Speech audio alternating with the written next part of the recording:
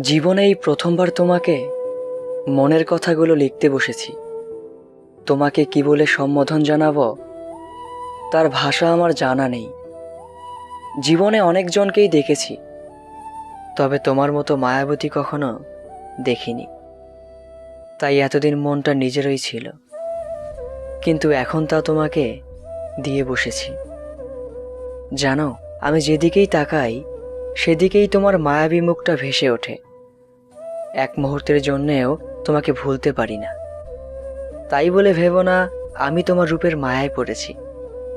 তোমার কাছে হাস্যকর মনে হলেও এটাই সত্য যে আমি চোখ বন্ধ কিংবা খোলা রাখলেও বারবার তোমার মায়াবী চোখ দুটো ভেসে ওঠে।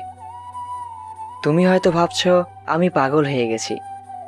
হ্যাঁ, আমি তোমাকে দেখার পর থেকে সত্যিই পাগল হয়ে গেছি। আমার এই হৃদয় তোমাকে অনেক কিছুই বলতে চায়, কিন্তু তোমার সামনে গেলেই মনের সাজানো ভাষাগুলো এলোমেলো হয়ে যায়। তোমাকে সম্ভাষণ করার মতো সমস্ত ভাষাগুলোকে হারিয়ে ফেলি।